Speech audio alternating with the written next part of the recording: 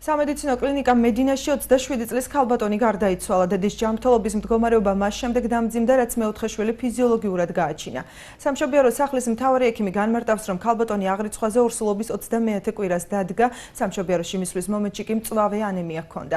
შადია წითელაძე ამბობს, რომ მიუხედავად იმისა, სამშობიარობა ნორმალურად წარიმართა და მომდევნო დღის პირველ ნახევარშიც ქალბატონის მდგომარეობა დამაკმაყოფილებელი იყო, სურათი მაინც შეიცვალა, რის გამოც კლინიკა მედინაში გადაყვანის გადაწყვეტილება მიიღეს. აქ ამბობენ, რომ პაციენტს მიყვანის მომენტში ჰქონდა სისხლის შედედების პრობლემა, დაბალი გემოგლობინი და ნაღლოვანი პერიტონიტი, რის გამოც გადარჩენა შეუძლებელი გახდა.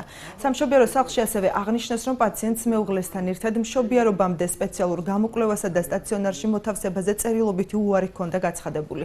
ქალბატონმა 8 თებერვალს იმშობიარა და 3 დღის წინ გარდაიცვალა. რაც შეეხება ახალშობილს, მისი ჯანმრთელობის მდგომარეობა დამაკმაყოფილებელია.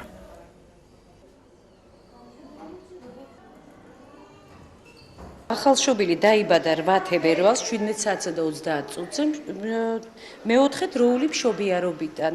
აქ საყურადღებო იყო დედის ანამნეზი, ანემია მძიმე ფორმის და ამის გამო ახალშობილი მოთავსდა მაღალი რისკის ჯგუფის ახალშობილთა პალატაში 300 წონით 50 სანტიმეტრი. ადაპტაცია გაიარა ცვლილებების გარეშე ფიზიოლოგიურად.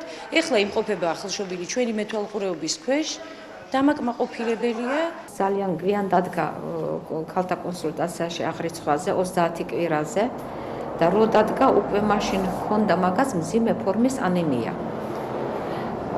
კონსულტაციის ექიმმა ორჯერ გაგზავნა საკონსულტაციოდ გემატოლოგთან, ცოლმა ქმარმა მოაწერენ ხელი და არც ერთხელ არ მიმართენ. იმშობიარა ჩვეულებრივი ნორმალური მშობიარობა, მინიმალური სისხლის დანაკარგით. მიუხედავად მკურნალობისა, თანდათან დღის მეორე ნახევრისკენ ქალის მდგომარეობა დამძიმდა. უკეთესობა არ იყო, გადაწყვეტილება მივიღეთ, გადავიყვანოთ მრავალპროფილიან საავადმყოფოში, სადაც შეიძლებოდა სხვა სპეციალისტები ჩართული იყო და გადავიყვანეთ მედინაში. ქონდა ისეთი გართულება, როგორიც არის სიზავში და სისხლის შედედების სინდრომი, რომელიც მიუთითებს იმას, რომ სისხლი აღარ დედება. დაისვა დიაგნოზი ნაღლოვანი პერიტონიტი.